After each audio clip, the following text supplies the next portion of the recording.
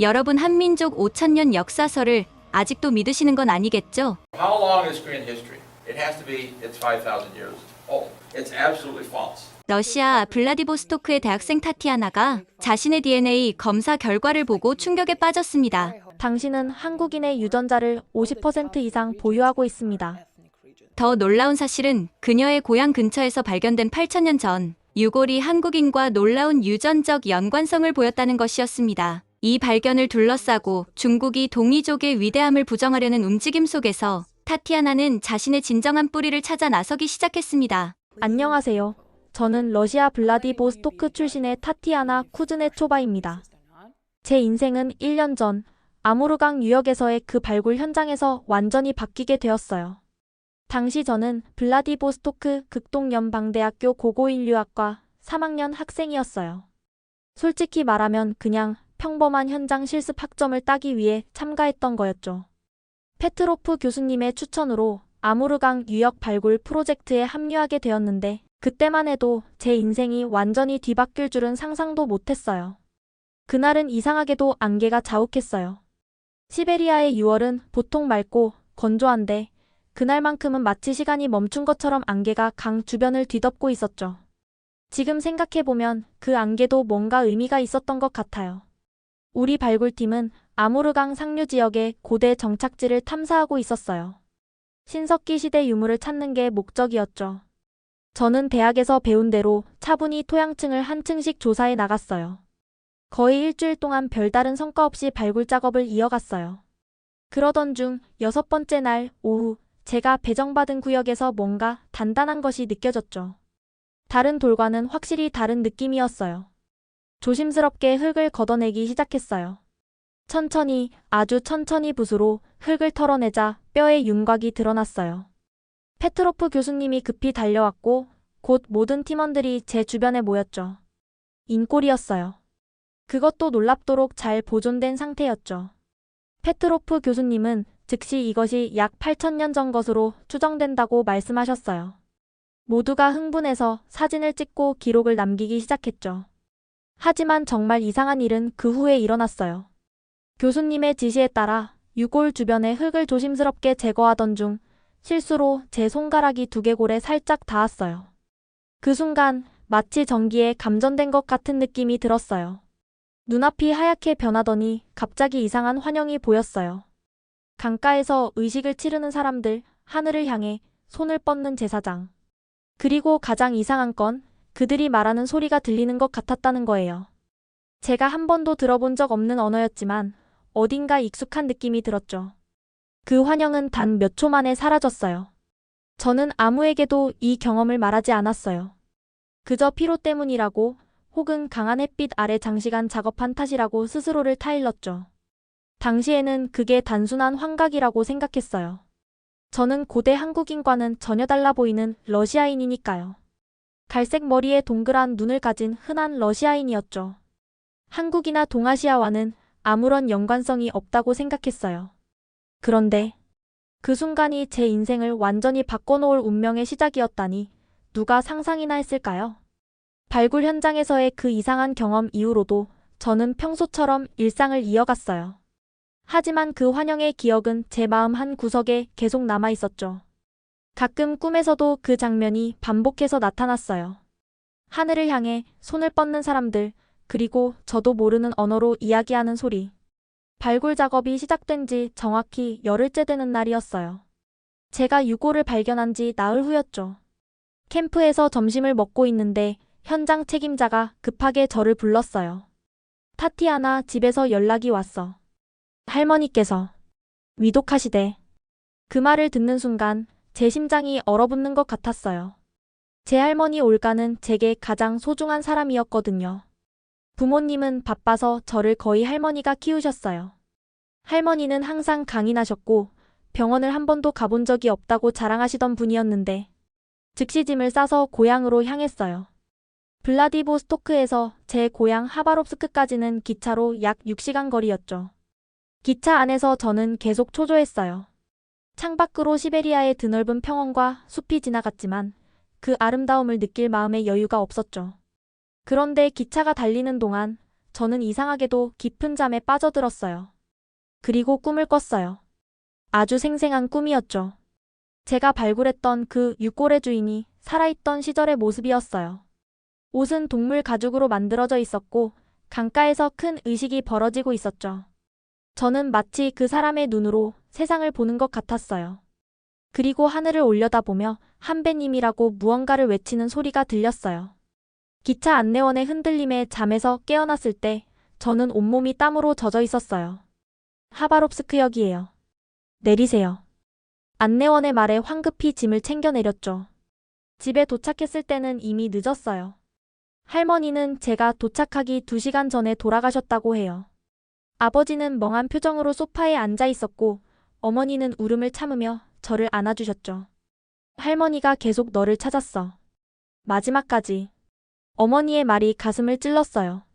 할머니의 방으로 들어갔을 때 그분은 마치 잠든 것처럼 평화로워 보였어요. 나지막이 할머니 귀에 대고 할머니, 저 왔어요.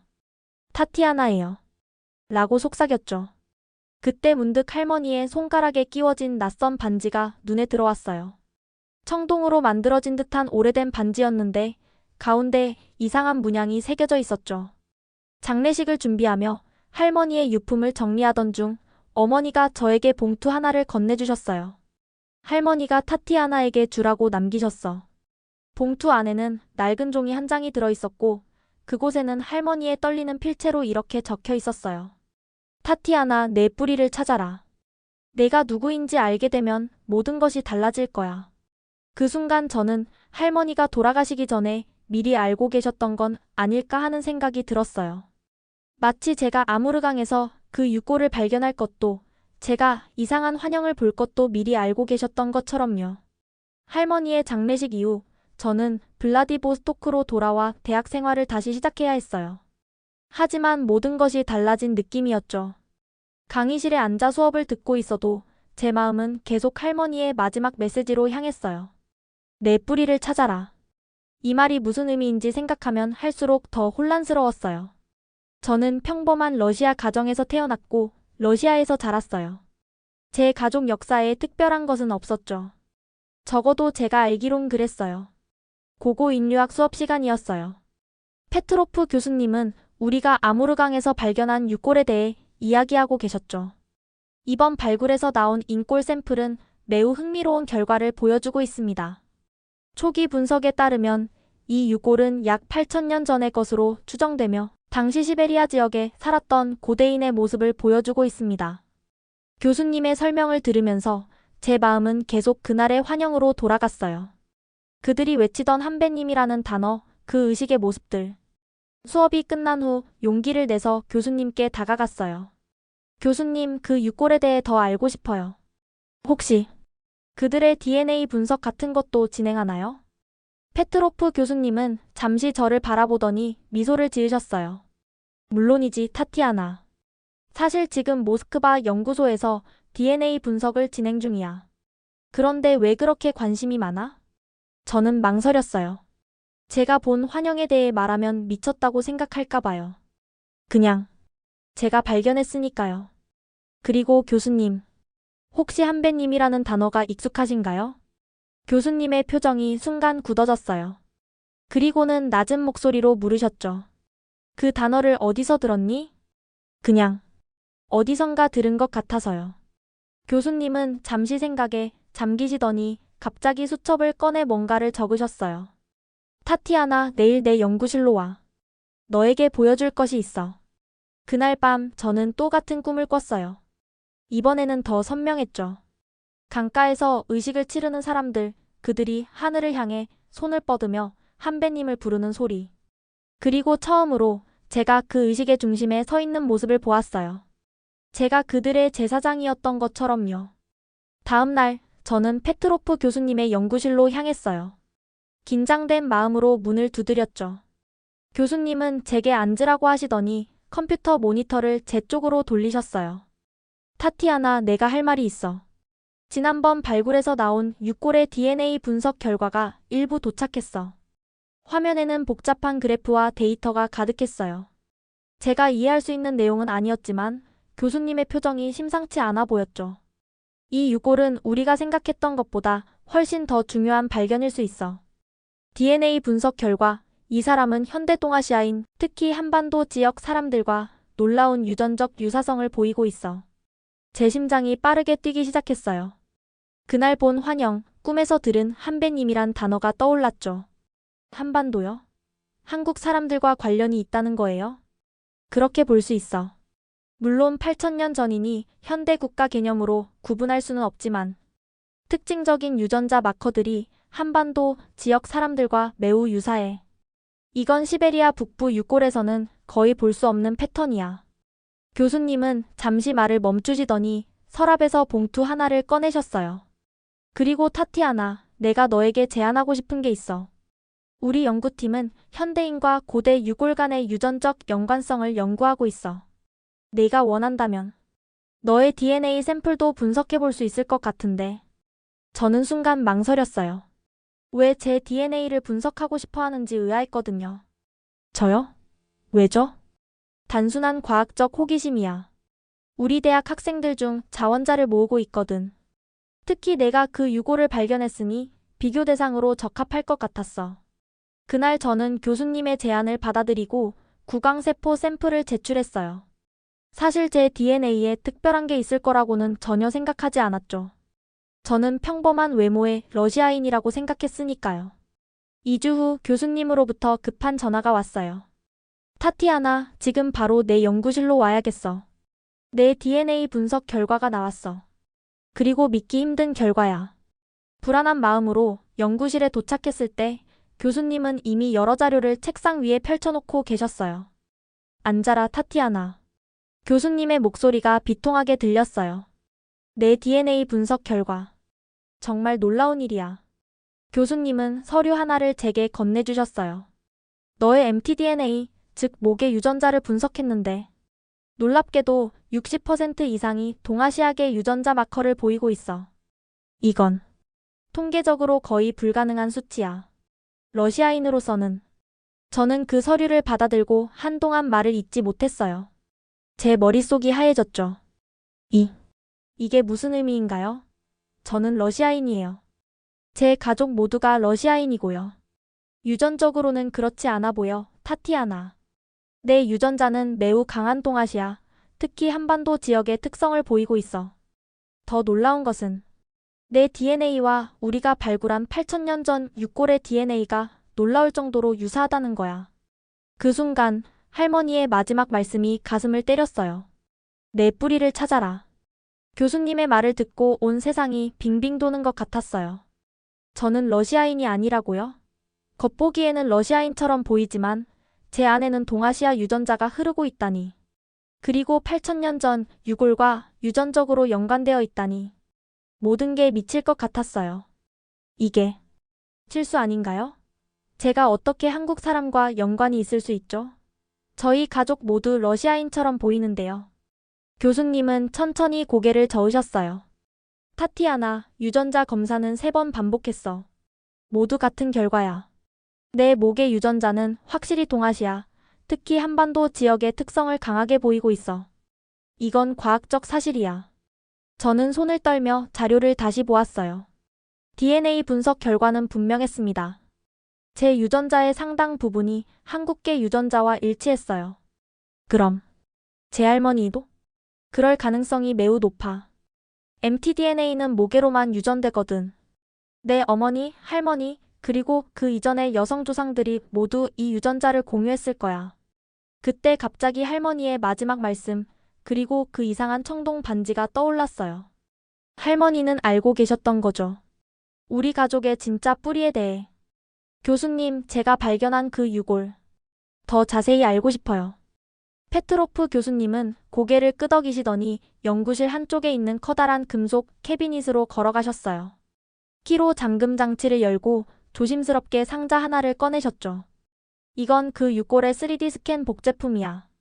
아직 외부에 공개되지 않은 자료야. 교수님이 상자를 열자 그 안에는 정교하게 복제된 두개골이 있었어요. 그런데 그 두개골에는 특이한 문양이 새겨져 있었죠. 마치 할머니의 반지에 있던 것과 비슷한 문양이요. 이 문양. 제 할머니 반지에 있던 거랑 똑같아요. 교수님의 눈이 커졌어요. 무슨 반지? 저는 할머니가 돌아가셨을 때 손가락에 끼고 있던 청동 반지에 대해 설명했어요. 교수님은 즉시 노트북을 열고 뭔가를 검색하기 시작하셨어요. 타티아나, 이 문양은 고대 동이족의 상징으로 추정되는 거야. 동이족은 한반도와 만주, 그리고 시베리아 일부 지역에 살았던 고대 민족이야. 그들은 하늘을 숭배했고 한배님이라 불리는 하늘의 신을 모셨지. 한배님. 제가 꿈에서 들은 그 단어요. 교수님은 깊이 숨을 들이쉬더니 말을 이었어요. 동이족은 약 5,000년 전부터 한반도 지역에서 강력한 문명을 이루었어. 그들의 일부는 북쪽으로 이동해 시베리아까지 뻗어나갔고, 이 육골이 바로 그 증거일 수 있어. 그럼 이 사람이 동이족이었다는 거예요? 그럴 가능성이 높아. 더 놀라운 건 내가 그들의 직계 후손일 수 있다는 거야. 유전적 유사성이 너무 높아서 단순한 우연으로 보기 어려워. 저는 두개골을 다시 한번 자세히 살펴봤어요. 순간 또 그 이상한 감각이 밀려왔어요. 두개골을 손으로 만지는 순간 강한 전류가 흐르는 듯한 느낌과 함께 환영이 보였어요. 강가에서 의식을 치르는 사람들, 하늘을 향해 손을 뻗는 제사장. 그리고 이번에는 더 선명하게 그들이 한배님을 부르는 소리가 들렸어요. 교수님, 저는 이들과 연결되어 있어요. 제가 느껴요. 그리고 이 연구 계속하고 싶어요. 제가 누구인지, 제 가족이 어디서 왔는지 알아야겠어요. 제 DNA 검사 결과가 나온 지 약 일주일 후 페트로프 교수님은 저를 다시 연구실로 불러주셨어요. 그런데 이번엔 얼굴이 심각해 보였죠. 타티아나, 나쁜 소식이 있어. 우리의 연구 결과에 중국 측에서 강력한 이의를 제기했어. 교수님은 컴퓨터 화면에 중국 측 학자들의 이메일을 보여주셨어요. 북경대학교 고고학과 왕 교수라는 사람이 보낸 메일이었는데 내용이 상당히 도전적이었죠. 왕 교수는 우리가 발견한 육골이 동이족과 연관되었다는 주장을 반박하고 있어. 그들의 주장에 따르면 그 유골은 중국 북방 민족의 일부라는 거야. 또한 동이족이 한반도와 관련이 있다는 한국 측 억지 주장이라고 비난하고 있어. 저는 왕 교수의 이메일을 자세히 읽어봤어요. 놀랍게도 그는 동이족 자체를 중국 역사의 일부로 주장하고 있었어요. 그의 주장에 따르면 동이족은 중화 문명의 변방에 있던 소수민족에 불과하다는 거였죠. 이게 무슨 말도 안 되는. 교수님, 제 DNA 결과는요? 제가 동아시아계 유전자를 가지고 있다는 사실은 부정할 수 없잖아요. 그래서 더 문제야. 왕 교수는 내 DNA 검사 결과에 대해서도 의문을 제기했어. 검사 방법이 불완전하다느니, 표본이 오염되었을 가능성이 있다느니, 심지어 연구 윤리에 문제가 있다고 비난하고 있어. 페트로프 교수님은 깊은 한숨을 내쉬셨어요. 이게 단순한 학술적 논쟁을 넘어서는 것 같아. 중국은 동북 공정이라는 역사 프로젝트를 통해 한반도와 만주, 시베리아 지역의 고대 역사를 중국 역사의 일부로 편입시키려는 시도를 계속하고 있어. 동이족이 광범위한 지역에 퍼져 있었고 독자적인 문명을 이루었다는 증거가 나오면 그들의 역사 서술에 타격이 될 수 있지. 저는 충격을 받았어요. 제 정체성 탐구가 이렇게 국제적인 정치 문제와 얽힐 줄은 몰랐거든요. 그럼 우리 연구는 어떻게 되는 거예요? 걱정 마, 타티아나. 나는 진실을 위해 싸울 거야. 다만 한국 측 연구자들과 협력해야 할 것 같아. 서울대학교에 있는 박 교수가 동이족 연구의 최고 권위자야. 그에게 연락해볼게. 갑자기 휴대폰이 울렸어요. 교수님의 러시아 동료가 SNS에 올린 기사였죠. 헤드라인은 충격적이었어요. 중국 국영방송 한민족은 중화민족의 변방 소수민족에 불과 독자적 문명 주장은 역사 왜곡. 이걸 읽는 순간 이상하게도 분노가 치밀어 올랐어요. 마치 제 피 속에서 무언가가 타오르는 것 같았죠. 할머니의 메시지가 다시 귓가에 울렸어요. 내 뿌리를 찾아라. 중국 측의 공격적인 주장에 충격을 받은 저는 할머니의 말씀을 더 깊이 이해해야겠다고 생각했어요. 대학에서의 연구가 정치적 압력 때문에 지연되는 동안 저는 잠시 휴가를 내고 고향 하바롭스크로 돌아갔어요. 할머니가 남기신 것들을 더 자세히 살펴봐야 했거든요. 부모님은 제가 갑자기 찾아온 것에 놀랐지만 반갑게 맞아주셨어요. 저녁 식사 후 저는 아버지에게 할머니에 대해 물었어요. 아빠, 할머니가 혹시 특별한 물건들을 가지고 계셨나요? 오래된 유품 같은 거요. 아버지는 잠시 생각에 잠기셨다가 말씀하셨어요. 할머니는 항상 작은 나무 상자를 소중히 간직하고 계셨지. 누구도 열어보지 못하게 하셨어. 왜 물어보니? 그 상자. 지금 어디 있나요? 아버지는 일어나 할머니의 방으로 저를 데려갔어요. 옷장 맨 위 선반에서 먼지 쌓인 작은 나무 상자를 꺼내셨죠. 여기 있다. 할머니가 돌아가신 후에도 누구도 열어보지 않았어. 할머니가 항상 때가 되면 타티아나가 열 거야 라고 하셨거든. 그 말을 듣고 제 심장이 빠르게 뛰기 시작했어요. 아버지는 상자를 제게 건네주시고 방을 나가셨어요. 저는 떨리는 손으로 상자를 어루만졌어요. 단단한 나무로 만들어졌고 앞면에는 이상한 문양이 새겨져 있었어요. 할머니의 반지에 있던 것과 같은 문양이었죠. 상자에는 잠금 장치가 없었어요. 그저 단단히 닫혀 있을 뿐이었죠. 천천히 뚜껑을 열자 오래된 천 조각이 나왔어요. 그 천을 조심스럽게 들어 올리자 그 아래에는 여러 물건들이 놓여 있었어요. 가장 먼저 눈에 띈 것은 두루마리 형태의 오래된 문서였어요. 조심스럽게 펼쳐보니 이상한 문자들로 가득했어요. 한글도 아니고 러시아어도 아닌. 그런데 놀랍게도 제가 그 글자들을 읽을 수 있을 것 같은 기분이 들었어요. 마치 오래전부터 알고 있던 언어처럼요. 두 번째 물건은 작은 청동 도구였어요. 끝이 뾰족한 막대 모양이었는데 제사 의식에 사용되는 것 같았어요. 그리고 그 옆에는 작은 주머니가 있었는데 안에는 말라 비틀어진 허브 같은 것들이 들어 있었어요. 마지막으로 가장 바닥에는 작은 그림이 있었어요. 누렇게 바랜 종이에 그려진 그림이었는데 하늘에서 내려오는 사람과 그를 맞이하는 사람들의 모습이었어요. 그림 위에는 환웅하강이라는 글자가 쓰여 있었죠. 이 모든 것들을 보면서 저는 할머니가 어떤 비밀을 간직하고 계셨는지 어렴풋이 짐작할 수 있었어요. 할머니는 분명 평범한 러시아 여성이 아니었어요. 아마도 하늘의 자손들이라 불리는 어떤 특별한 집단의 일원이었을지도 모릅니다. 상자 맨 아래에는 작은 편지 한 장이 있었어요. 떨리는 손으로 펼쳐보니 할머니의 글씨체였어요. 타티아나, 네가 이 상자를 열었다면 이제 내 안에 있는 피가 깨어나기 시작했다는 뜻이란다. 우리는 하늘의 왕 한배님의 자손이야. 그 비밀은 우리 가족 여성들만이 알고 있지. 더 알고 싶다면 아버지에게 물어보렴. 그도 이젠 알 때가 되었구나. 할머니의 편지를 읽고 나서 저는 거실로 나가 아버지를 찾았어요. 아버지는 소파에 앉아 오래된 앨범을 보고 계셨죠. 제가 들어가자 고개를 드셨어요. 아빠, 우리에 대해 말해주셔야 할 것이 있지 않나요?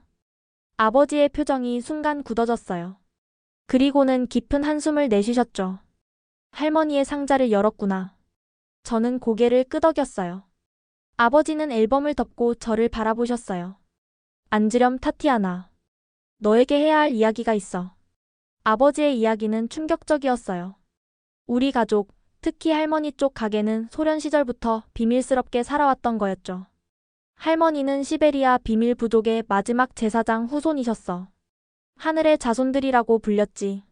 그들은 자신들이 하늘에서 내려온 한배님의 자손이라고 믿었어. 그런데 왜 그걸 숨기셨던 거예요? 아버지의 눈에 슬픔이 깃들었어요. 소련 시절엔 종교적, 문화적 탄압이 심했어. 특히 스탈린 시대에는 소수민족의 전통 의식이나 종교 활동은 철저히 금지됐지. 할머니의 가족은 그 탄압을 피해 정체성을 숨기고 살아야 했어. 아버지는 오래된 사진 한 장을 꺼내 보여주셨어요. 젊은 시절의 할머니가 이상한 의복을 입고 있는 사진이었죠. 이건 할머니가 20대였을 때의 모습이야. 비밀리에 전통 의식을 행하던 중이었지. 매년 동지의 아무르강가에서 한배님을 모시는 의식을 치렀어. 내가 어렸을 때는 몇 번 따라간 적도 있었지. 그럼 우리가 정말 한국계 후손인가요? 할머니는 항상 우리 조상이 동쪽에서 왔다고 말씀하셨어. 하늘의 왕의 후손이라고. 나도 어렸을 때는 그냥 할머니의 옛날 이야기라고 생각했지만 내가 고고학을 공부하면서 아무르강 유역에서 그 유골을 발견했다는 소식을 들었을 때 할머니가 굉장히 흥분하셨어. 아버지는 잠시 말을 멈추시더니 제 손을 잡으셨어요. 할머니는 내가 그곳에서 우리의 뿌리를 찾을 거라고 확신하셨어. 그래서 돌아가시기 전에 그토록 너를 만나고 싶어 하셨던 거야. 저는 모든 것이 연결되는 느낌이었어요. 유골 발견, 이상한 환영, 할머니의 마지막 말씀. 모든 게 의미가 있었던 거죠. 우리 가족은 대대로 하늘의 왕에 대한 비밀스러운 의식을 지켜왔어. 여성들만이 그 비밀을 알고 있었지. 내가 이제 그 전통을 이어받을 사람이란다, 타티아나. 아버지의 충격적인 이야기를 들은 후 저는 며칠 동안 혼란스러웠어요. 하늘의 왕이라는 존재, 비밀의식 할머니의 유산. 모든 것이 갑자기 제 어깨를 무겁게 짓누르는 것 같았습니다. 대학으로 돌아간 저는 연구에 더욱 몰두했어요. 이제는 단순한 학문적 호기심이 아니라 제 정체성을 찾기 위한 여정이었으니까요. 그날은 평범한 화요일이었어요. 도서관 구석에서 시베리아 소수민족에 관한 자료를 뒤지고 있었죠. 근데 우연히 옆 책장을 보니 동아시아 창조 신화라는 제목의 책이 눈에 들어왔어요. 혹시 모르지 생각하며 책을 펼쳤는데 그 순간 제 심장이 빠르게 뛰기 시작했어요. 환웅이 3,000명의 무리를 이끌고 하늘에서 태백산 신단수 아래로 내려왔다. 손가락이 떨려서 책장을 넘기기도 힘들었어요. 한국의 단군 신화라는 이야기였는데 할머니가 어렸을 때 들려주시던 이야기와 너무나 닮아 있었어요. 하늘의 왕 환웅, 웅녀와의 결합, 단군 왕검의 탄생. 고개를 들어 창밖을 바라봤어요. 선명했던 블라디보스토크의 하늘이 갑자기 흐릿해 보였습니다. 마치 8,000년의 시간이 한꺼번에 밀려오는 것 같았어요. 선생님 괜찮으세요? 옆자리에 앉아있던 학생의 말에 정신을 차렸습니다. 제 얼굴에 눈물이 흐르고 있었더군요. 네, 괜찮아요. 고마워요. 이후 며칠 동안 저는 미친 듯이 단군 신화와 관련된 모든 자료를 수집했어요. 저녁 식사도 거르고 밤새 자료를 읽었죠. 그리고 충격적인 사실들을 발견했습니다. 첫째, 할머니가 행했던 의식은 고대 한국의 천재와 놀랍도록 유사했어요. 둘째, 하늘의 자손들이라는 표현은 한국에서 천손민족이라는 개념과 일치했고요. 셋째, 할머니의 유품 중 발견한 두루마리의 기호들은 고대 한국의 천부인과 비슷한 패턴을 보였습니다. 가장 놀라운 발견은 DNA 검사 결과와 함께 나타났어요. 제 유전자와 단군 신화가 기원한 한반도 북부 및 만주 지역의 고대 유전자 샘플을 비교한 결과 놀라운 일치성이 나타났거든요. 나 정말 단군의 후예인 걸까? 페트로프 교수님을 찾아갔을 때 그분은 제 자료를 꼼꼼히 살펴보셨어요. 타티아나, 이건 정말 흥미로운 발견이야. 학문적 가치가 충분해. 하지만 교수님의 얼굴에는 걱정이 어려 있었어요. 하지만 조심해야 해. 중국 학계에서는 이런 연구를 좋아하지 않을 거야. 특히 동이족의 영역과 영향력에 관한 연구는 민감한 주제지. 왜 그런가요, 교수님? 교수님은 창가로 걸어가 잠시 침묵하셨어요. 중국은 고대 동북아시아 역사의 주도권을 주장하고 있어. 그들에게 한민족은 중화문명의 변방 소수민족에 불과해. 동이족이 광활한 영역에서 독자적인 문명을 형성했다는 증거는 그들의 역사관을 위협하는 셈이지. 교수님은 제 어깨에 손을 얹으셨어요. 하지만 진실을 밝히는 건 학자의 의무야. 내가 발견한 이 연결고리. 이건 단순한 우연이 아닐 수도 있어. 더 깊이 연구해볼 가치가 있어. 그날 밤, 저는 제 방에 앉아 할머니의 유품들을 다시 한번 살펴봤어요. 이제는 단순한 골동품이 아니라 8,000년의 역사가 숨쉬는 증거처럼 느껴졌습니다. 창밖으로 보이는 아무르강을 바라보며 생각했어요. 할머니, 저 이제 알 것 같아요. 왜 제가 그 유골을 발굴해야 했는지. 왜 제가 이 여정을 시작해야 했는지. 단군 신화의 발견은 저에게 새로운 세계를 열어주었어요. 아버지에게 전화해서 제가 찾은 것들을 설명했더니 잠시 침묵하시더니 말씀하셨습니다. 할머니의 상자에 더 살펴볼 것이 있을 거야. 제일 아래쪽에 이중 바닥이 있어. 저는 즉시 상자를 확인했고 정말 비밀 칸을 발견했어요. 그곳에는 작은 가죽 책자가 있었는데 할머니의 손글씨로 가득 차 있었습니다. 제목은 천재의 방법이었어요. 이건 의식 가이드북? 책자에는 달의 주기에 따른 제사 방법, 필요한 도구들, 심지어 제사를 지내는 동안 읊어야 할 주문까지 자세히 기록되어 있었습니다. 가장 놀라운 것은 마지막 페이지였어요. 진정한 하늘의 자손만이 천재를 통해 고대의 기억을 되찾을 수 있다. 그 말이 제 머릿속에서 울렸어요. 할머니가 주신 마지막 선물, 비밀 의식의 열쇠였던 거죠. 다음 보름달이 뜨는 밤, 저는 아무르강 근처 한적한 곳을 찾아갔어요. 책자의 지시대로 준비물을 챙겼습니다. 흰 천, 쌀, 술, 그리고 할머니의 제이용 도구들. 밤하늘에 보름달이 떠오르자 저는 떨리는 손으로 의식을 시작했어요. 할머니의 책자에 적힌 대로 천을 펴고 재물을 진설하고 향을 피웠습니다. 위대한 환웅이시여, 하늘의 왕이시여, 당신의 자손이 부르나이다. 주문을 읊는 순간 이상한 일이 벌어졌어요. 갑자기 바람이 불어오더니 촛불이 격렬하게 흔들렸습니다. 그리고 제 주변의 공기가 무거워지는 것 같았어요. 눈을 감았다 뜨니 눈앞의 풍경이 변해 있었습니다. 저는 여전히 강가에 있었지만 주변의 나무들이 달라져 있었고 멀리서 고대 마을의 불빛이 보였어요. 이건 환상인가요? 그때 한 노인이 나타났습니다. 그는 이상한 의복을 입고 있었고 마치 할머니를 닮은 눈을 가지고 있었어요. 오래 기다렸다, 하늘의 자손아.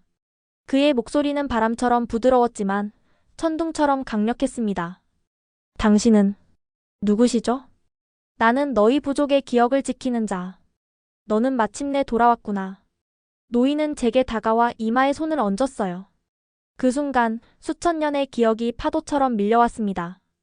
초원을 달리는 말들, 당군을 모시는 사원들, 동쪽으로 이동하는 부족들의 행렬. 우리는 원래 하나였다. 하늘의 자손들, 동이족은 한반도에서 시작해 서쪽으로 만주와 북쪽으로 시베리아까지 퍼져나갔다. 내 안에는 그 모든 기억이 있다. 갑자기 강한 바람이 불어오고 저는 다시 현실로 돌아왔어요. 의식은 끝났지만 제 안에는 새로운 확신이 생겼습니다. 제 손에는 노인이 준 것으로 보이는 작은 옥 구슬이 쥐어져 있었어요. 그것은 분명 할머니의 유품 중에는 없던 것이었습니다. 이건 실제였던 거야? 그날 밤 이후 저는 더 이상 의심하지 않았어요. 제 안에 흐르는 피, 제 DNA에 담긴 8,000년의 역사는 진실이었습니다. 저는 정말로 단군의 후예, 동이족의 자손이었어요. 그 의식 이후 제 연구는 더욱 확고한 방향성을 갖게 되었어요. 저는 동이족과 한반도의 연결성에 대한 논문을 준비했고 러시아 학술지에 발표했습니다. 그리고 예상치 못한 연락이 왔어요. 서울대학교에서 국제학술교류 프로그램에 초대하고 싶다는 이메일이 왔습니다. 타티아나, 이건 정말 좋은 기회예요. 페트로프 교수님의 목소리는 흥분으로 가득 차 있었어요. 저도 덩달아 기쁨을 느꼈지만 동시에 이상한 불안감도 있었습니다. 한국이요. 정말 가도 될까요? 당연하지. 내 연구를 진전시킬 수 있는 최고의 기회야. 서울대학교는 고대 동아시아 DNA 연구에 관해서는 세계 최고 수준이라고. 한 달 후 저는 인천행 비행기를 탔어요. 공항에서는 작은 해프닝이 있었는데 중국 출신으로 보이는 남성이 제 여권을 유심히 살펴보더니 이상한 미소를 지었거든요. 타티야, 한국에서 재미있는 여행이 되길 바랍니다. 그의 말투에 묘한 위협이 느껴졌어요. 나중에 알게 됐지만 그는 중국 학술원 소속 연구원이었고 제 연구에 대해 알고 있었던 거죠. 비행기에 오르며 창가에 앉았어요. 이륙하면서 블라디보스토크의 풍경이 점점 작아지는 걸 보며 생각했습니다. 할머니, 저 이제 진짜 뿌리를 찾으러 가요. 비행 중에 깜빡 잠이 들었는데 놀라운 꿈을 꾸었어요. 저는 태백산 정상에 서 있었고 하늘에서 빛나는 존재가 내려오고 있었습니다. 그의 얼굴은 환히 빛나 자세히 볼 수 없었지만 그가 환웅임을 직감적으로 알 수 있었어요. 네가 돌아왔구나, 내 자손아. 그의 목소리는 마치 1000개의 종소리처럼 울려 퍼졌어요. 나는 당신의 자손인가요? 너의 핏줄에는 고대의 기억이 흐른다. 내가 진실을 밝히는 그날 모든 것이 제자리를 찾을 것이다. 승무원의 안내 방송에 잠에서 깼어요. 창밖으로는 한국의 해안선이 보이기 시작했습니다. 잠시 후 인천국제공항에 착륙하겠습니다. 현재 서울의 날씨는 맑고 심장이 빠르게 뛰었어요. 제 혈관 속에 흐르는 DNA가 이 땅을 기억하고 있다는 느낌이 들었습니다. 8,000년의 시간을 뛰어넘어 저는 마침내 고향으로 돌아오고 있었어요. 인천공항에 발을 내딛는 순간 이상한 느낌이 들었어요. 마치 이곳이 낯설면서도 동시에 너무나 친숙한 것 같았죠. 공항을 나서는 순간 한국의 공기가 제 폐로 들어오는 것을 느꼈어요. 신선하고 어딘가 다른 집 같은 느낌이었어요. 서울대학교 고고인류학과의 김지원 교수님이 저를 맞이해 주셨습니다. 그분은 동아시아 고대 DNA 연구의 권위자로 제 논문을 읽고 깊은 관심을 보이셨다고 해요. 타티아나 씨의 연구는 정말 흥미롭습니다. 특히 시베리아 유골과 한반도 고대 DNA의 연관성에 관한 가설이요. 연구실로 안내받았을 때 저는 감탄할 수밖에 없었어요. 최첨단 장비들이 가득했고 특히 DNA 분석 설비는 블라디보스토크 극동연방대학교의 것보다 훨씬 진보된 것이었죠. 여기서는 더 정밀한 분석이 가능합니다. 당신이 가져온 시료를 분석해 볼까요? 저는 할머니의 머리카락 샘플과 제 DNA 샘플, 그리고 아무르강 유역에서 발굴된 유골 조각의 DNA 추출물을 건넸어요. 이것들을 가져오는 게 쉽지 않았지만 이 기회를 놓칠 수 없었거든요. 김 교수님의 팀은 즉시 분석을 시작했어요. 다른 연구원들도 제 연구에 깊은 관심을 보였고, 특히 이슬기 박사는 고대 동이족 DNA 데이터베이스 접근 권한을 가지고 있었죠. 이 데이터베이스는 한국에서만 접근 가능합니다. 중국과 일본은 접근 권한이 없어요. 정치적인 이유로요. 이슬기 박사는 모니터를 가리키며 설명을 이어갔어요. 우리는 지난 20년간 한반도와 만주, 시베리아, 일부 지역에서 발굴된 고대 유골 5천여 개의 DNA를 분석했어요. 특히 신석기 시대부터 청동기 시대까지 동아시아 전역에 퍼져 있던 동이족의 유전적 특성을 추적하고 있죠. 실험실 한쪽 벽에는 동아시아 지도가 있었고 수많은 발굴 지점이 표시되어 있었어요. 연해주부터 한반도, 만주, 중국 북부까지. 그리고 그 모든 지점이 하나의 거대한 네트워크처럼 연결되어 있었죠. 동이족의 이동 경로와 확산을 보여주는 지도예요. 흥미롭지 않나요? 제 시선은 연해주 지역, 특히 아무르강 유역에 꽂혔어요. 그곳에서 한반도까지 선이 그어져 있었습니다. 정말 놀랍네요. 이틀 후 결과가 나왔어요. 이슬기 박사가 흥분한 목소리로 저를 불렀습니다. 타티아나 씨, 이것 좀 보세요. 모니터에는 3개의 DNA 패턴이 나란히 표시되어 있었어요. 제 DNA, 할머니의 DNA, 그리고 8,000년 전 육골의 DNA. 유사성이 무려 87%예요. 이건 단순한 우연이 아닙니다. 당신은 분명히 그 고대인과 직접적인 혈연 관계가 있어요. 그리고 가장 놀라운 건 이슬기 박사는 다른 창을 열었어요. 이 육골의 DNA가 고조선 시대 왕족 무덤에서 발견된 DNA와 78%의 일치율을 보인다는 거예요. DNA 분석 결과는 저를 완전히 압도했어요. 제 내면에서는 무언가가 확실히 바뀌고 있었습니다. 이건 더 이상 단순한 학술적 호기심이 아니었어요. 제 존재, 제 정체성에 관한 것이었죠. 이게 정말 가능한 일인가요? 김 교수님은 조용히 고개를 끄덕이셨어요. DNA는 거짓말하지 않습니다. 타티아나 씨, 당신은 분명 고대 동이족의 직계 후손이에요. 특히 한반도 북부와 만주 지역에 살았던 지배층과 유전적 연관성이 매우 높습니다. 다음 날 김 교수님은 저를 서울 근교의 한 마을로 데려가셨어요. 그곳에서 만난 사람은 대한민국에서 몇 안 남은 전통 무속인 중 한 분인 박순자 할머니였습니다. 이 아이가 시베리아에서 온 그 학생이구나. 할머니는 저를 보자마자 이상하게 반응하셨어요. 마치 오래전부터 절 기다리고 계셨던 것처럼요. 할머니, 어떻게 저를 아셨어요? 내 꿈에 나타났어. 북쪽 끝에서 오는 단군의 피를 이은 아이라고. 순자 할머니는 저를 작은 방으로 안내하셨어요. 그곳에는 여러 제사 도구들이 놓여 있었는데 놀랍게도 할머니의 비밀 상자에서 발견한 도구들과 거의 비슷했습니다. 이건 할머니가 사용하셨던 것과 똑같아요. 순자 할머니는 빙그레 웃으셨어요. 당연하지. 우리는 같은 전통을 이어받은 사람들이니까. 한국에서는 무속신앙으로, 시베리아에서는 샤머니즘으로 형태가 변했을 뿐 그 근원은 하나야.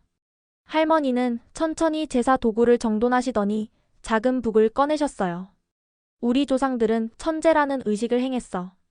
하늘의 아버지이자 왕인 환웅을 모시는 의식이지. 내 할머니가 행했던 의식도 바로 이것이야. 순자 할머니가 북을 치기 시작하자 이상한 일이 벌어졌어요. 방 안의 공기가 변하는 것 같았고 귀에는 수천 개의 목소리가 울려 퍼지는 것 같았습니다.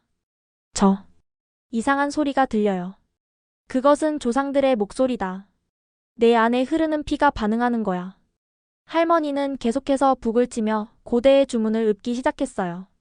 그 말들은 한국어도 러시아어도 아니었지만 이상하게도 제가 이해할 수 있었습니다. 하늘의 아버지, 땅의 어머니, 당신의 자손이 돌아왔나이다. 의식이 절정에 달했을 때 저는 갑자기 제 주변에 수많은 사람들의 형상이 보이는 것 같았어요. 그들은 고대의 의복을 입고 있었고 제게 미소 짓고 있었습니다. 의식이 끝나고 순자 할머니는 제 손을 꼭 잡으셨어요. 내 안에는 고대의 지혜가 흐르고 있다. 이제 내가 그 지혜를 깨우고 잊혀진 역사의 진실을 밝힐 시간이야. 그날 밤 호텔로 돌아와 창밖을 바라보며 생각했어요. 이제 알겠어요, 할머니. 제가 왜 여기에 와야 했는지, 왜 이 모든 여정을 시작해야 했는지. 서울대학교에서 2주간의 연구 끝에 김 교수님의 도움으로 저는 고대 동이족의 시베리아 확장, DNA 증거와 문화적 연결고리라는 제목의 연구 논문을 완성했어요. 마침 서울에서는 동아시아 고대사 국제학술대회가 열릴 예정이었고 김 교수님의 추천으로 저는 발표자로 참가하게 되었습니다. 대회 당일 소위 권위 있는 학자들로 가득한 강당은 압도적이었어요. 특히 중국 학술원에서 온 대표단이 앞줄에 앉아 있었는데 그들의 차가운 시선을 느낄 수 있었습니다. 다음은 러시아 블라디보스토크 극동연방대학교의 타티아나 연구원의 발표입니다.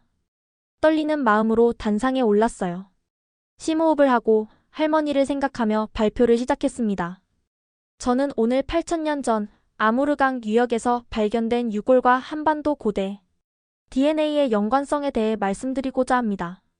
제 발표가 진행될수록 회의장의 분위기가 긴장되기 시작했어요. 특히 DNA 분석 결과와 문화적 연결성을 설명하는 부분에 이르자 중국 대표단 중 한 명이 불편한 기색을 숨기지 못했습니다. 결론적으로 이 연구는 고대 동이족이 한반도를 중심으로 만주와 시베리아 지역까지 광범위하게 퍼져 있었으며 독자적인 문명을 형성했다는 강력한 증거를 제시합니다. 발표가 끝나자 짧은 박수 소리가 이어졌지만 곧 중국 학술원의 왕 교수가 손을 들었습니다. 타티아나 연구원의 주장은 역사적 사실에 어긋납니다. 고대 조선은 중국 번속국에 불과했으며 이른바 동이족은 중화문명의 변방 소수민족에 지나지 않았습니다. 그의 말에 회의장이 술렁였어요. 김 교수님이 즉시 반박했습니다. 왕 교수님, 번속국이라는 표현은 역사적 오류입니다. 고조선은 독자적인 문명을 가진 강력한 국가였으며 논쟁은 점점 격렬해졌고 저는 단상에서 이 모든 상황을 지켜보고 있었어요. 그때 갑자기 일본 교토대학의 사토 교수가 발언권을 얻었습니다. 타티아나 연구원의 발표는 매우 흥미롭습니다. 우리 교토대학의 연구 결과도 동이족의 광범위한 영향력을 뒷받침하고 있죠. 이는 단순한 정치적 주장이 아니라 과학적 증거에 기반한 결론입니다. 중국 대표단의 표정이 더욱 굳어졌고 결국 그들은 회의장을 떠나버렸어요. 하지만 그들의 퇴장에도 불구하고 많은 학자들이 제 연구에 관심을 보이기 시작했습니다. 학술대회의 논쟁 이후 제 연구는 예상치 못한 방향으로 확장되었어요. 한국의 여러 대학과 연구기관에서 협력 제안이 쏟아졌고 특히 한국전통문화연구원에서 특별한 제안을 받았습니다. 타티아나 씨, 우리는 할머니께서 행하셨던 의식과 한국의 전통 천재를 비교 연구하고 싶습니다. 가능하다면 실제 의식을 재현해보는 것도 의미가 있을 것 같아요. 이 제안은 제 마음을 설레게 했어요. 연구원의 이준호 박사는 한국 무속의식 전문가로 고대 의례를 재구성하는 작업을 수년간 해왔다고 합니다.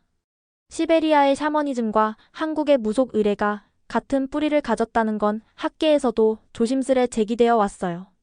하지만 타티아나 씨처럼 실제 의식을 경험한 사람의 증언은 처음입니다. 준비는 2주간 진행되었어요. 저는 할머니의 가이드북에 적힌 모든 세부사항을 전달했고 이준호 박사팀은 고대 문헌에서 찾은 천재 의식과 비교 분석했습니다. 놀랍게도 두 의식은 80% 이상 일치해요. 특히 하늘의 왕을 부르는 주문과 제사 방식이 거의 동일하죠. 의식 날짜는 음력 보름으로 정해졌어요. 장소는 서울 북쪽 북한산 깊숙한 곳에 있는 고대 제단이었습니다. 그곳은 고조선 시대부터 신성한 장소로 여겨져 왔다고 해요. 해가 저물고 달이 떠오르기 시작했을 때 우리는 의식을 시작했어요. 저와 이준호 박사, 그리고 순자 할머니를 포함한 3명의 전통 무속인이 함께했습니다. 순자 할머니는 하얀 의복을 입고 북을 치기 시작했어요. 이준호 박사는 할머니의 가이드북에 적힌 대로 제단을 준비했고, 저는 의식의 주요 행위자로서 중앙에 섰습니다. 하늘의 아버지, 위대한 환웅이시여, 당신의 자손이 여기 모였나이다. 주문을 읊는 순간 갑자기 바람이 강하게 불기 시작했어요. 초는 흔들렸지만 이상하게도 꺼지지 않았습니다. 숲속에서는 이상한 빛이 반짝이는 것 같았어요. 의식이 절정에 이르렀을 때 저는 깊은 트랜스 상태에 빠졌습니다. 제 앞에 펼쳐진 것은 마치 영화처럼 생생한 장면들이었어요. 거대한 숲에서 사냥을 하는 부족들, 천천히 북쪽으로 이동하는 무리들, 그리고 큰 배를 타고 강을 거슬러 올라가는 사람들. 그 모든 장면에서 저는 한 여성의 얼굴을 반복해서 보았어요.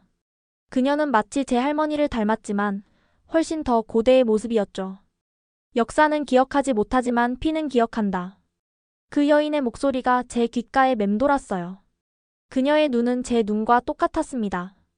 의식이 끝나고 정신을 차렸을 때 이준호 박사와 순자 할머니는 놀란 표정으로 저를 바라보고 있었어요. 타티아나 씨, 당신. 고대어로 말하고 있었어요. 우리가 문헌에서만 보던 언어를. 손을 내려다보니 제 손에는 작은 청동 거울이 쥐어져 있었어요.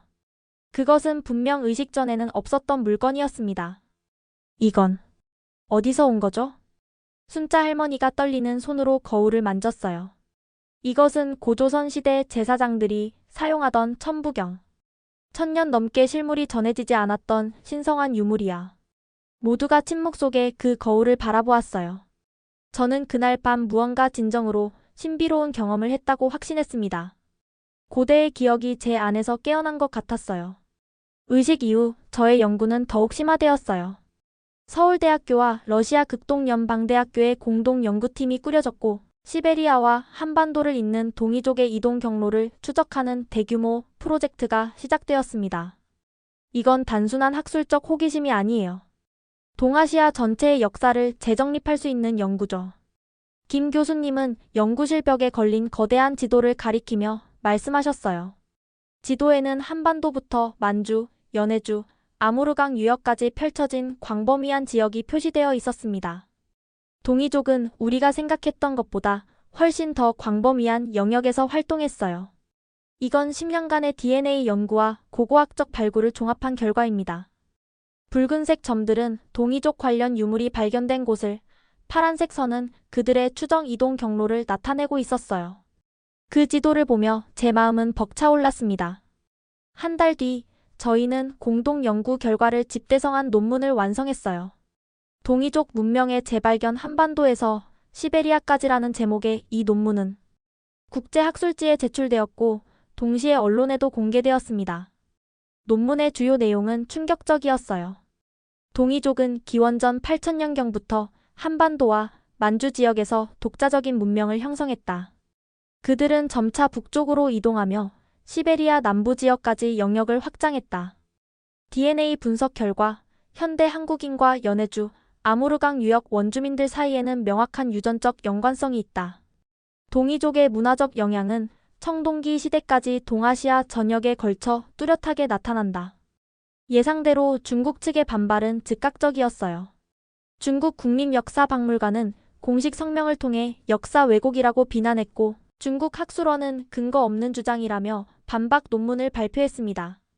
고대 조선은 중국 문명의 일부였으며 동이족은 중화 문명권 내의 소수 부족에 불과했다. 그들의 주장은 여전히 같았어요.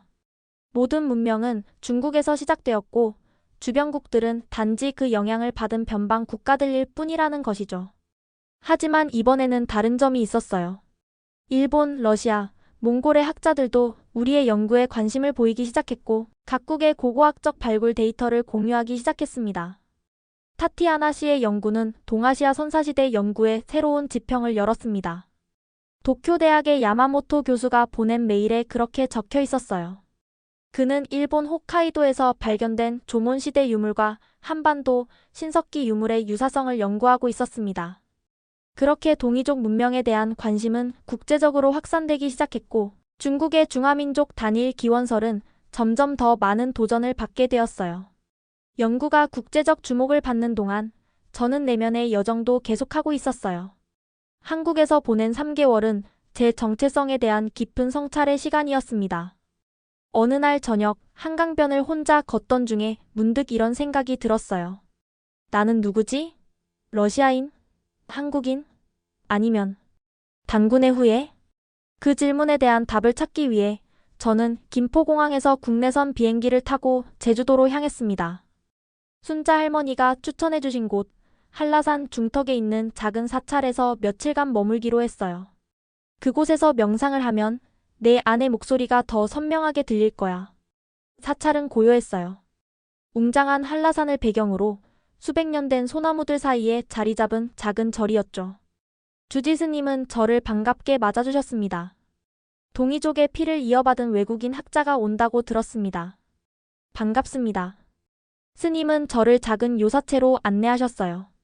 방은 소박했지만 창문으로 보이는 풍경은 숨이 막힐 정도로 아름다웠습니다. 이곳에서 자신을 찾으세요.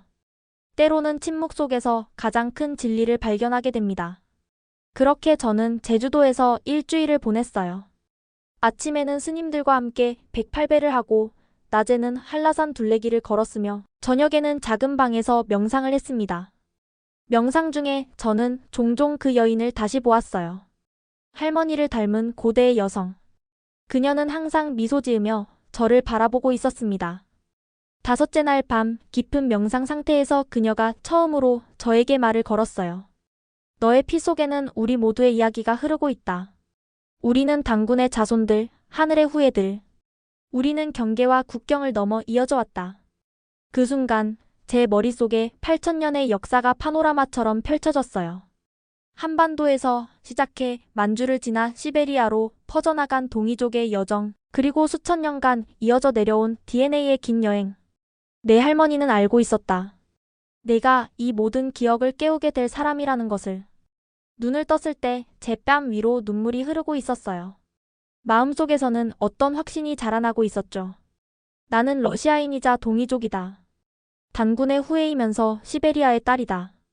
국적과 민족을 넘어선 더 깊은 정체성, 8,000년의 시간을 가로지른 유전적 연속성. 이것이 할머니가 제게 물려주신 진정한 유산이었습니다. 서울로 돌아온 후 저는 김 교수님을 찾아갔어요. 교수님, 저는 결정했어요. 이 연구를 계속하고 싶습니다. 러시아로 돌아가서 시베리아 전역에 남아있는 동이족의 흔적을 찾을 거예요. 김 교수님은 미소를 지으셨어요.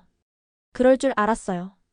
타티아나, 당신은 이미 역사를 바꾸고 있어요. 제가 러시아로 돌아가기 전날 밤 서울의 호텔방에서 창밖을 바라보며 생각했어요. 할머니, 이제 알겠어요. 제가 왜 이 여정을 시작해야 했는지, 제 안에 흐르는 피의 의미가 무엇인지. 이제 저는 더 이상 혼란스럽지 않았어요. 저는 타티아나, 러시아 블라디보스토크 출신. 고고 인류학자이자 8,000년 전 동이족 여성의 피를 이어받은 단군의 후예였습니다. 2023년 늦가을, 저는 다시 블라디보스토크의 공기를 맞이했습니다. 한국에서의 시간이 저를 완전히 다른 사람으로 바꿔놓은 것 같았어요. 비행기에서 내려 러시아 땅을 밟는 순간 이상하게도 이곳이 더 익숙하면서도 동시에 낯설게 느껴졌습니다. 타샤, 여기야. 공항 도착장에서 제 연구실 동료 알렉산드르가 손을 흔들고 있었어요. 그는 제가 없는 동안 우리 발굴팀을 이끌어왔습니다. 연구 결과가 대학 전체에 폭풍을 일으켰어. 총장님께서 너를 직접 만나고 싶어 하셔. 이틀 후 저는 극동연방대학교 총장실에 앉아 있었습니다. 니콜라이 이바노비치 총장은 깊은 관심을 보이며 제 연구 결과를 경청했어요. 타티아나, 당신의 연구는 우리 대학의 자랑입니다. 시베리아 원주민 문화 연구에 혁명적인 관점을 제시했어요. 총장은 책상 위에 놓인 서류 한 장을 저에게 내밀었습니다. 새로운 프로젝트를 승인했습니다. 시베리아 한반도 문화 연결 프로젝트라고 이름 붙였어요. 당신이 책임자입니다. 서류를 읽어내려가며 제 심장은 빠르게 뛰기 시작했어요. 아무르강 유역부터 연해주 전역까지 광범위한 지역에서 동이족의 흔적을 찾는 대규모 발굴 프로젝트였습니다. 러시아 과학 아카데미와 한국의 서울대학교가 공동으로 지원하는 5년 계획이었어요. 그리고 이것도 있습니다. 총장은 또 다른 봉투를 건넸어요. 시베리아 원주민 공동체 협의회에서 보낸 초청장입니다. 그들은 당신의 연구에 깊은 관심을 보이고 있어요. 이것은 단순한 학술 연구를 넘어선 일이었습니다. 소련 시절 억압받았던 시베리아 소수민족들이 자신들의 뿌리를 재발견하는 여정이기도 했어요. 그들 중 일부는 자신들과 한반도 문화 사이의 연결고리를 오랫동안 의심해왔지만 증명할 방법이 없었습니다. 연구실로 돌아온 저는 책상 위에 할머니의 사진을 올려놓았어요. 그녀의 미소 속에서 이제는 과거의 지혜를 볼 수 있었습니다. 할머니 시작했어요. 우리의 이야기를 세상에 전하는 여정을. 프로젝트 시작 6개월 차, 저희 연구팀은 아무르강 상류 지역에 캠프를 설치했습니다. 서울대 고고학과 교수들, 러시아 과학 아카데미 연구원들, 그리고 현지 원주민 가이드들이 함께하는 국제팀이었어요. 타티아나, 이것 좀 봐요. 김 교수가 손전등을 비추며 동굴 벽면을 가리켰습니다. 그곳에는 희미하게 남아있는 암각화가 있었어요. 사슴뿔을 쓴 사람 형상과 하늘에서 내려오는 빗줄기를 묘사한 그림. 단군 신화의 환웅 하강 장면을 연상시키는 이미지였습니다. 이 지역 암각화의 연대 측정 결과가 나왔어요. 알렉산드르가 태블릿을 들고 다가왔습니다. 약 5,000년 전으로 추정됩니다. 한국 연구진의 일원인 박 박사가 말했어요. 고조선 형성 이전의 시기군요. 환웅 신앙이 한반도에서 북쪽으로 전파되었거나 또는 그 반대 방향으로 문화 교류가 있었다는 증거가 될 수 있습니다. 발굴을 진행하면서 더 많은 증거들이 나타났습니다. 청동기 유물, 고대 제사 도구들, 그리고 한반도의 고대 유물과 놀라울 정도로 유사한 장신구들. 하지만 연구가 진행될수록 예상치 못한 도전들도 나타났습니다. 중국 관영 매체들은 저희 연구를 역사 왜곡이라고 비난했고, 국제학술지에 투고한 논문들은 중국 측 심사위원들의 반대로 출판이 지연되었어요. 이건 학문의 문제를 넘어 정치적 이슈가 되고 있어요. 김 교수가 한숨을 쉬며 말했습니다. 그러나 우리의 발견은 계속되었습니다. 특히 우수리스크 근처에서 발견된 6,000년 전 제사장으로 추정되는 여성 유골은 큰 돌파구가 되었어요. 그 유골의 DNA는 제 것과 25% 이상 일치했고 한국인 DNA 샘플과도 높은 유사성을 보였습니다. 타샤, 당신과 이 제사장은 직계 혈통관계일 가능성이 높아요. 러시아 과학 아카데미의 DNA 전문가 율리아가 말했습니다. 말 그대로 당신은 6,000년의 역사를 이어오고 있는 거예요.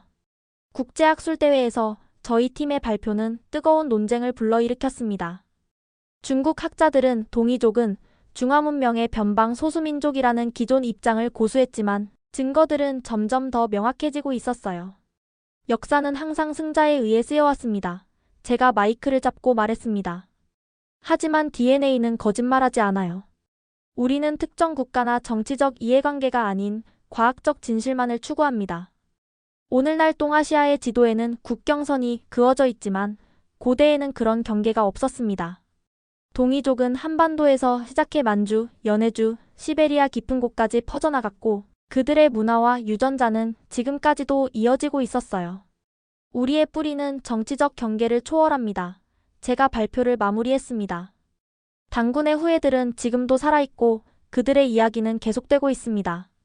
이제 저는 제 할머니의 말씀을 온전히 이해했어요.